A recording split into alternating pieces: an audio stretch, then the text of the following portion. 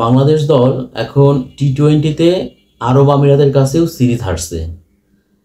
একটা কাকতালীয় ব্যাপার আছে, যেমন গত বছরের ঠিক এই সময়টাতেই বাংলাদেশ দল যুক্তরাষ্ট্রের কাছে 2-1 ব্যবধানে টি-20 সিরিজ হেরেছিল এবং ওই 3টা ম্যাচ অনুষ্ঠিত হয়েছিল 21 তারিখ, 23 তারিখ এবং 25 তারিখ, মানে 21, 23 এবং 25 মে। আর এইবার তারা আরব আমিরাতের কাছে 2-1 ব্যবধানে সিরিজটা হারলো। এই এই 3টা ম্যাচ অনুষ্ঠিত হয়েছে 17 তারিখ, 19 তারিখ আর 21 তারিখ। এখন আরব আমিরাত তারা হলো আইসিসির সহযোগী দেশ। তারা যে এই টেস্ট খেলুড়ে দেশ, মানে বাংলাদেশের বিপক্ষে তাদের এটা একটা ঐতিহাসিক সিরিজ জয় হবে, অবিস্মরণীয় সিরিজ জয় হবে। এবং তারা কিন্তু 3টা ম্যাচেই, মানে প্রথম ম্যাচটা অভিজ্ঞতার ঘাটতির কারণে তারা প্রথম ম্যাচটা জিততে পারেনি, 27 রানে হারছিল। এরপরে সেকেন্ড টি-20 ম্যাচটা দেখেন, বাংলাদেশ 205 রান করেছিল। সেই 205 রান তাড়া করেও তারা 1 বল বাকি থাকতে 2 উইকেটে ম্যাচে জিতেছিল এবং তার মধ্যে তারা সমতা ফিরাইছিল। এরপরে তৃতীয় যে ম্যাচটা, মানে সিরিজ নির্ধারণের যে ম্যাচটা, এই ম্যাচটাতে বাংলাদেশ দলকে 84 রানের মধ্যে তারা 8টা উইকেট তুলে নিয়েছিল। সেইখান থেকে জাকির আলীর 41 আর হাসান মাহমুদ আর শরীফুলের লড়াইয়ে শেষ পর্যন্ত 150 পার করছিল, মানে 162 রান করেছিল। কিন্তু এই 162 রান আমিরাতের কাছে কোনো লক্ষ্যই মানে মনে হয়নি, কারণ যারা কিনা 205 রান টার্গেট তারা করে ম্যাচ জিততে পারে, তাদের কাছে আসলে 162 রান মানে ওই 150 বা 160 এটা বড় কোনো টার্গেট হতে পারে না। এবং সেটা তারা কিন্তু মাঠের পারফরমেন্সে দেখিয়েও দিয়েছে। ভাই 7 উইকেটে বিশাল মানে বড় জয় পাইছে, 7 উইকেটের জয়।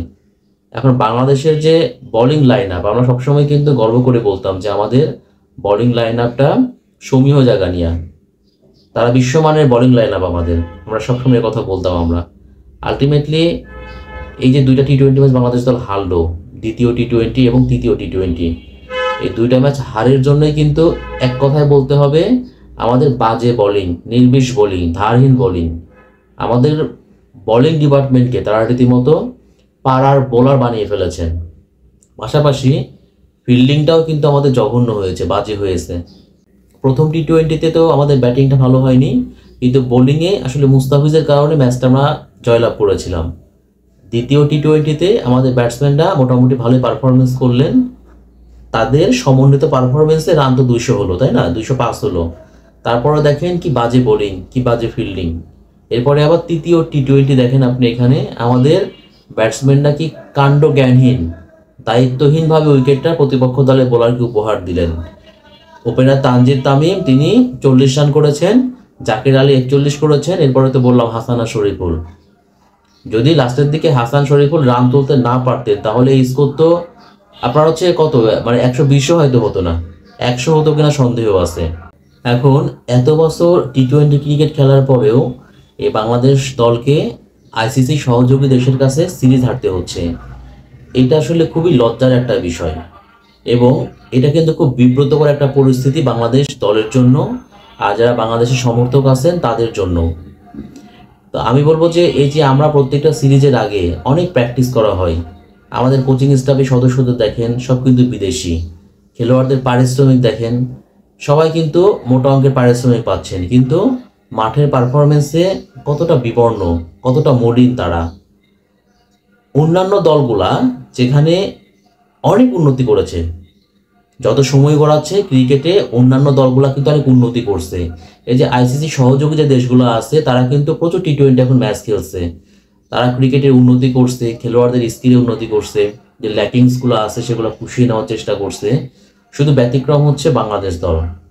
তারা মিরপুরে, চট্টগ্রামে বা সিলেটে দেখবেন যে প্রত্যেকটা সিরিজ হওয়ার আগেই তারা ক্লোজ ডোর প্র্যাকটিস করছে, কিন্তু তারা কি আসলে তাদের স্কিলের কি উন্নতি করছে?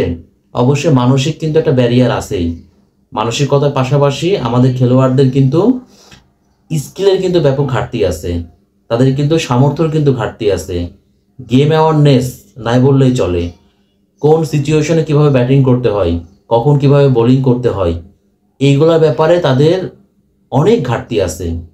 এবং অন্যান্য দলগুলো যখন অনেক উন্নতি করছে, বাংলাদেশ দল ঠিক তখন ততটা পিছিয়ে যাচ্ছে। আর এই স্কিলের ঘাটতি থাকার কারণে আমরা কিন্তু প্রতিযোগিতামূলক ক্রিকেটে ভালো করতে পারছি না। আমরা এরকম সহযোগী দেশের কাছ থেকে আমাদেরকে হারের তেতো পেতে হচ্ছে। বাংলাদেশের পঞ্চপাণ্ডব ক্রিকেট ছাড়ার পরে এমনিতে বাংলাদেশের জনপ্রিয়তা এখন তলানিতে। যদি এরকম পারফরমেন্স চলমান থাকে, চলতে থাকে, আইসিসি সহযোগী দেশের কাছে যদি বাংলাদেশ দলকে আস্তে আস্তে হারতে হয়, তাহলে পরে একটা সময় দেখবেন এই বাংলাদেশের ক্রিকেট নিয়ে মানুষের মধ্যে আর কোনো আগ্রহই থাকবে না। অলরেডি সে আগ্রহী কিন্তু অনেকটা এখনই ভাটা পড়ে গিয়েছে।